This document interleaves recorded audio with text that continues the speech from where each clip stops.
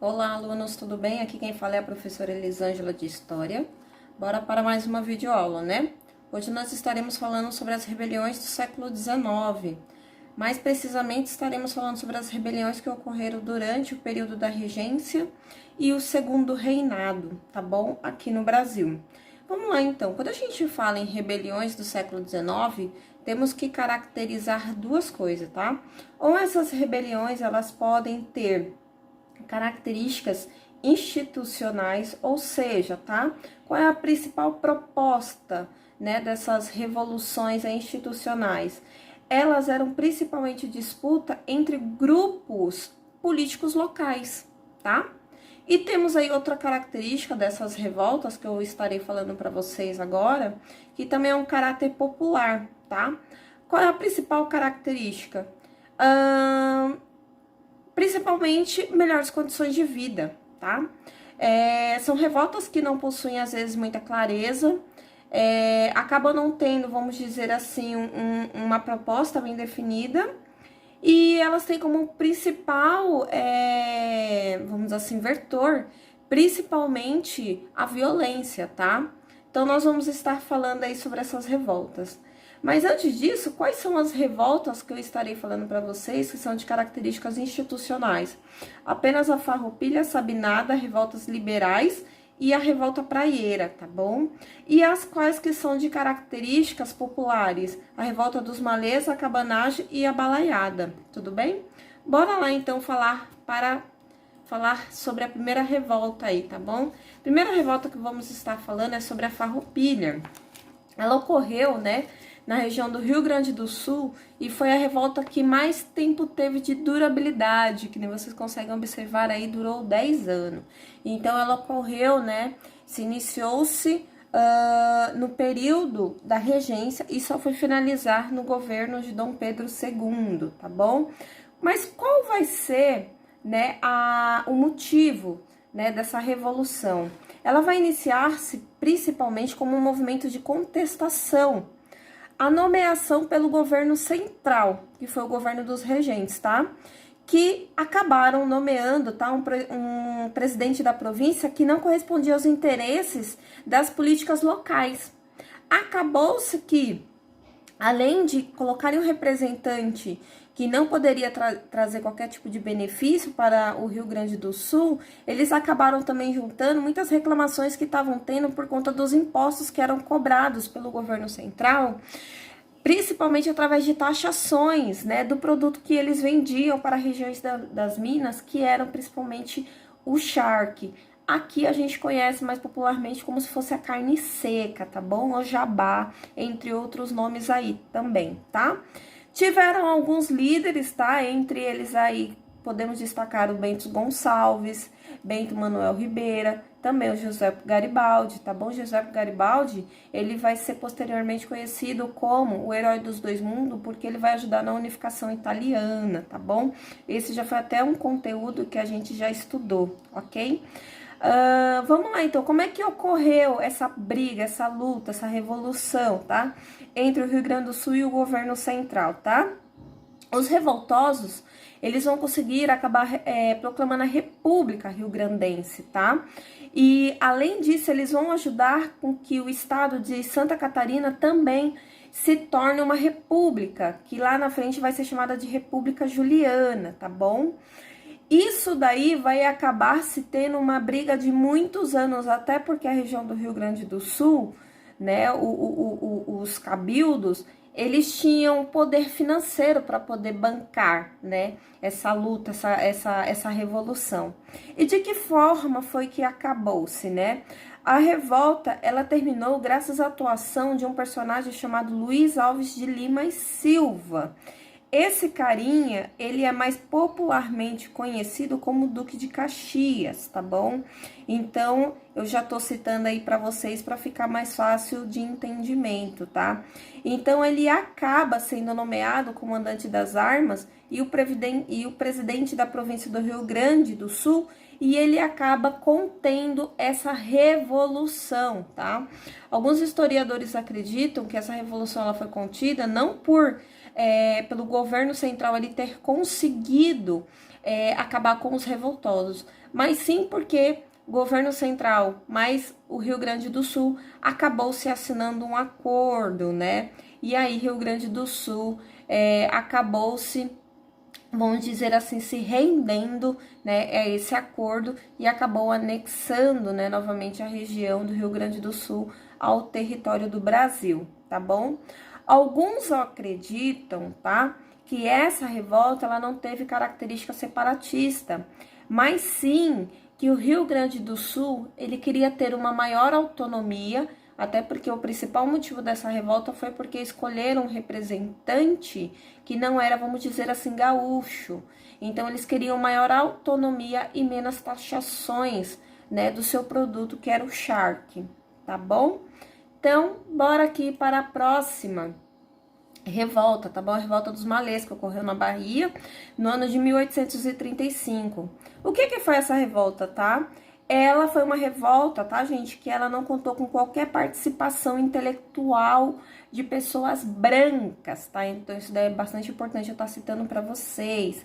Além disso, né, ela teve como seus maiores, vamos dizer aí, vamos dizer assim, líderes, escravos muçulmanos, tá?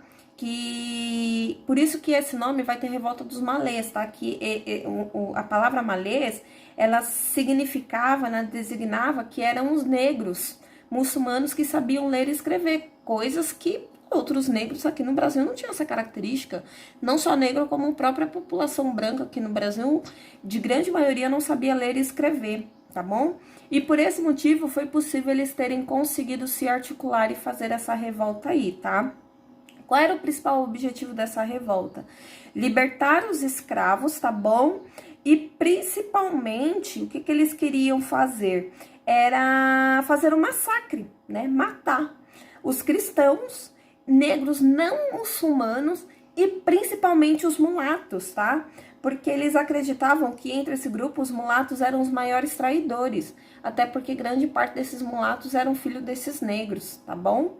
Claro que essa insurreição que foi marcada, tá, para a madrugada do dia 25 de janeiro do ano de 1835, acabou sendo delatada, né? Porque sempre tem um traidor aí no meio, tá, gente? E acabou ocorrendo o quê? Que o governo central, ele conseguiu conter essa rebelião aí, tá? Claro que teve alguns remanescentes que tentaram libertar, tá, algum desses presos, mas acabaram não conseguindo e eles foram massacrados, tá bom? Então, a revolta dos malês foi uma revolta que não obteve sucesso aí, tá? Vamos aqui, então, falar sobre a próxima revolta, que seria a cabanagem, tá, gente? A cabanagem, ela ocorreu no Pará, tá? Entre o ano de 1835 e 1836. Essa revolta, ela recebe esse nome porque seus revoltosos, eles moravam em cabanas, tá? Então, por esse motivo, esse nome aí, cabanagem, tá bom? Qual o principal objetivo? Que nem eu falei pra vocês, né? Essas revoltas populares, elas tinham como objetivo melhorar essas condições de vida da população, tá? Dizem que esses revoltosos, eles conseguiram, tá? Tomar o governo da província, tá bom? Do Pará. Só que, quando eles assumiram a província, acabaram tendo brigas internas, tá bom? Entre os próprios líderes, tá? E isso acabou fazendo com que esses líderes, eles acabassem sendo vistos muito mal pela população, porque quando eles subiram ao poder, eles prometeram muita coisa para a população e muitas dessas promessas não foram realizadas. E por conta dessa insatisfação popular, essa briga interna entre o próprio governo, acabou facilitando que o governo central ele conseguisse conter essa revolução, tá? Essa revolta aí. Então, por esse motivo, acabou-se, né, a cabanagem, tá, gente? Não tendo sucesso, tá bom? Uma coisa que eu queria deixar bem claro para vocês é que a cabanagem, ela foi uma revolta, tá bom? Até porque ela tinha uma característica popular, tá? Vamos aqui então falando sobre a próxima revolta, que vai ser a Sabinada, tá? A Sabinada, gente, pra mim, vai ser uma das revoltas que, assim, na minha humilde opinião, tá? Tipo, não teve muito sentido, tá bom? Ela ocorreu na Bahia no ano de 1837. Qual era o motivo da Sabinada? Eles queriam fazer com que a Bahia ela se tornasse uma república, tá bom? Independente do restante do Brasil, durante um período em que o Dom Pedro, né, no caso Pedro de Alcântara, tá? Ele ainda estava na menoridade. Quando o Dom Pedro ele assumisse o governo do Brasil, a República Baiense ela seria novamente anexada ao território brasileiro. Então, assim, é uma revolta separatista em que seria só durante o período da regência, porque eles não gostavam de ser comandados pelos regentes, tá? Então, por esse motivo, acabou ocorrendo essa revolta aí. Claro que, tá? A regência não vai acabar aceitando isso daí e vai acabar depondo, né? E vai acabar anexando o território da Bahia ao restante do Brasil. Então, assim, a Sabinada foi uma revolta que era separatista, mas depois que Dom Pedro II voltasse a governar, eles se anexaria ao território brasileiro, tá? Não foi uma revolta com cunho popular, até porque eles não tinham como objetivo melhorar as condições das pessoas, nem nada disso. Então, assim, foi uma revolta, assim, bastante, vamos dizer assim, meio que sem sentido, né? Então, a Sabinada vai ser isso daí, tá bom? Vamos aqui, então, para a próxima, né? A Balaiada, que ocorreu no Maranhão entre o ano de 1838 e 1841, tá bom? Por que essa revolta vai receber esse nome de Balaiada, tá? O seu principal líder era Francisco dos Anjos Ferreira, também era conhecido como Balaio, tá? Por que Balaio? Porque fazia-se essa cesta aqui, não sei se dá para vocês verem essa imagem. Então, quem faz esse cesto, quem produz esse cesto é chamado de balaio. Então, esse líder aí que era chamado de balaio, então ele produzia isso daqui, tá bom? Qual era o principal motivo dessa revolta? Que nem eu já tinha citado para vocês no início do vídeo, a balaiada ela vai ser uma característica popular e pega novamente aquelas reclamações, menos taxações, melhores condições de vida, representatividade no governo, entre outras coisas mais, tá? Os revoltosos, eles conseguiram tomar a Vila de Caxias, que era uma das vilas mais importantes que se tinha lá no Maranhão. E essa revolta, ela vai acabar sendo reprimida pelo personagem que eu já falei para vocês lá na Revolução Farroupilha, tá bom? Que foi Luiz Alves de Lima. Então, né, voltando, que nem eu tava citando para vocês, né? Quem é que vai ser o responsável por acabar com essa revolução cabalaiada? Vai ser o Luiz Alves de Lima e Silva, né? Não é à toa que ele recebe o nome de Duque de Caxias, porque como ele conseguiu recuperar a Vila de Caxias, né? Então, nesse caso, Dom Pedro II acabou nomeando ele, né? Dando esse título aí como uma forma de agradecimento, tá bom? Claro que a balaiada vai ser uma das revoltas aí, né, populares, em que muita dos seus revoltosos vão acabar sendo assassinados, né? E vai ser uma das revoltas aí mais sangrentas que vamos ter na nossa história, tá bom? Bora aqui então para a próxima revolta, né? Que seria a revolta dos liberais, tá? Ela ocorreu principalmente na região de São Paulo e Minas Gerais no ano de 1842, tá bom? Qual vai ser o motivo dessa revolta, tá, gente? Temos que observar o seguinte: o primeiro ministério do segundo reinado, ele era constituído pelos liberais, tá bom? Só que os liberais acabou se envolvendo em algumas fraudes eleitorais. E essas fraudes, elas foram totalmente denunciadas, tá? E aí, o que acabou ocorrendo?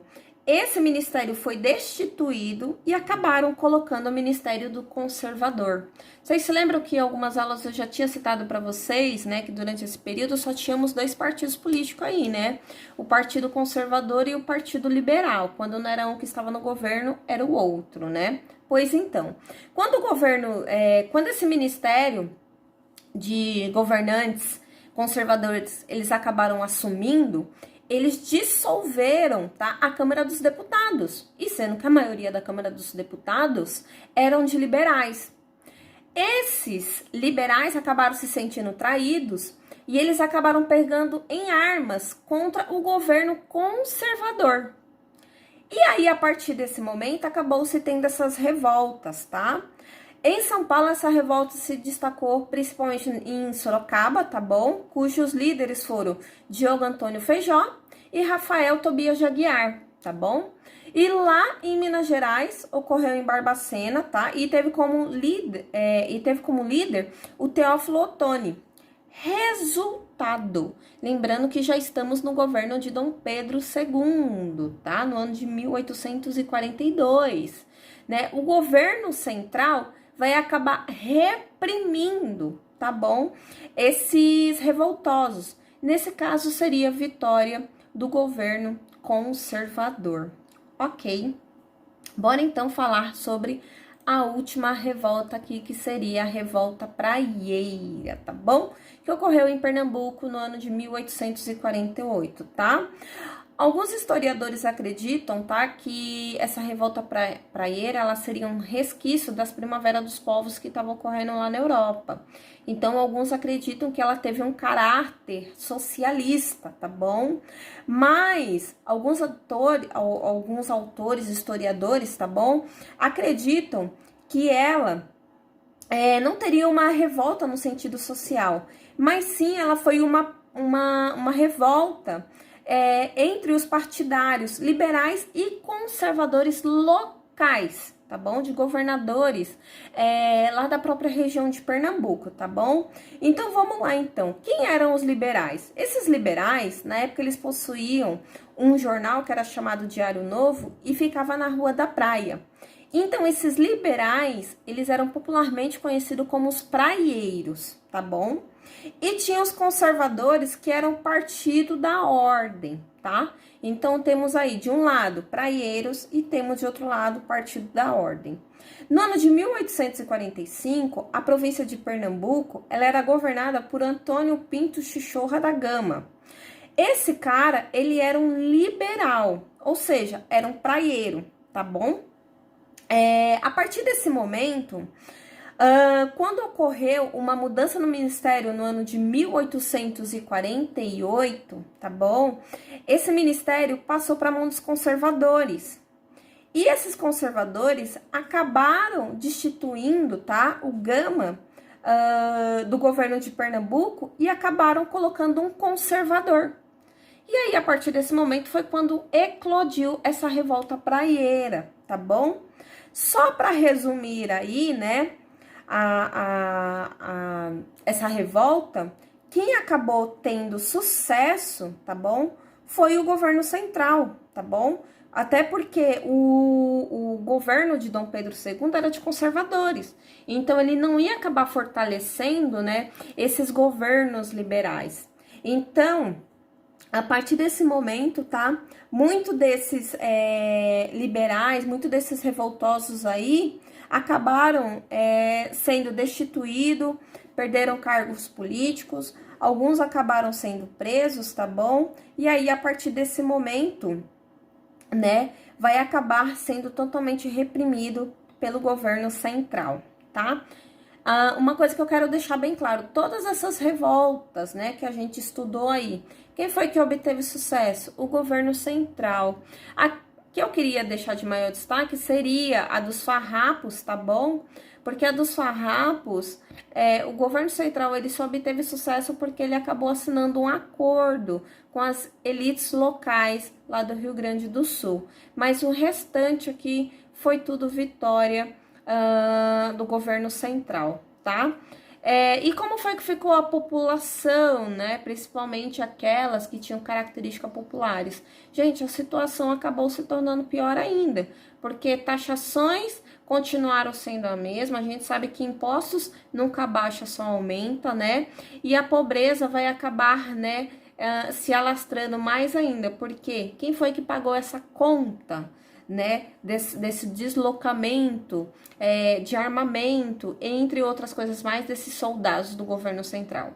Claro que foi a própria população, tá bom? Gente, eu espero que vocês tenham gostado.